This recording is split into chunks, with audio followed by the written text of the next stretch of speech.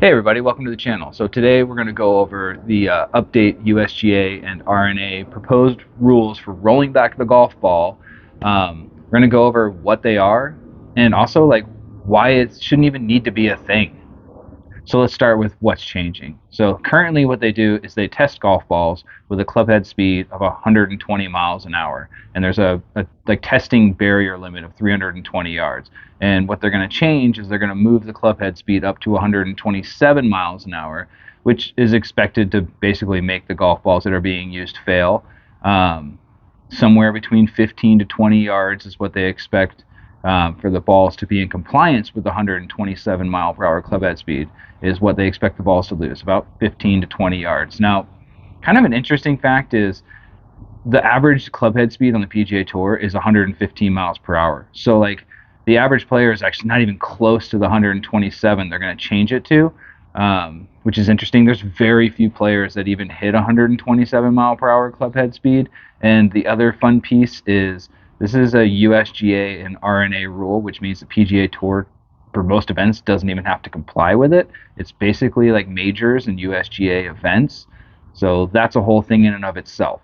All right, let's get into why it changed. And for a lot of us, maybe it's not a surprise. Like if I watch a golf tournament, and I mean, the last 30 minutes after the tournament's over is usually it being talked about how upsetting it is that people hit the ball so far. And my opinion only, but I think that's a big disconnect because if you look on YouTube, people love watching videos of example Rory McIlroy just killing drives. They search for how to hit their driver further, how to hit the ball further. I think it's just a big disconnect, but just going into some of the reasons they have that, maybe there's some validity to certain things of it. We're talking about some of these older courses because again, it's a USGA R&A rule, which we're talking about majors basically. And a lot of these courses are older and they weren't made for people to be able to hit the ball as far as that people do right now. And I kind of understand where they're coming from in terms of that.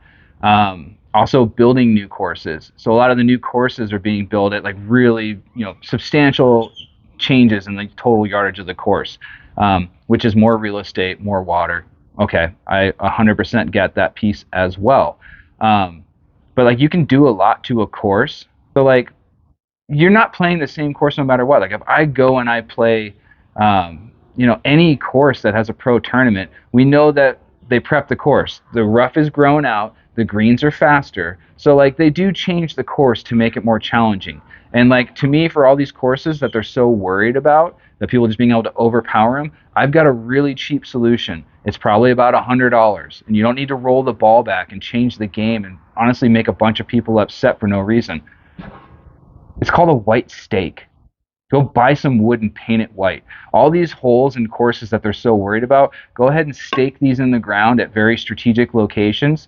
You're going to find out real quick that that's going to change some of the pros' behaviors in terms of how they navigate the course. Like nothing's scarier than stroke and distance penalties when you're in a tournament.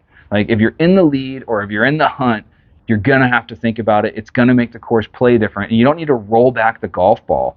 Like I also think that's such a better solution because it makes it so much more entertaining because now you've got a total risk reward scenario that's been created. So like you've got someone who's in the hunt, who's trying to chase down someone for the lead, and you've now made the course tighter, like, and done it in a way where it's a real penalty.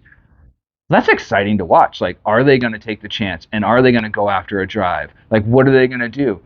It's such a better and easy solution. Like how they don't think about stuff like that, and their response is to roll the golf ball back, not even to leave it where it's at. Like to me, there's such a big disconnect from the people that are running those organizations and what the majority of people like want to see in golf. So, let me know in the comments if you agree or disagree, or if you have any other kind of ideas of things they could do to, kind of address the concerns they have without something just to me that seems wild of rolling a golf ball back. It's just nuts. So please like and subscribe and let me know in the comments what your thoughts are. Thank you.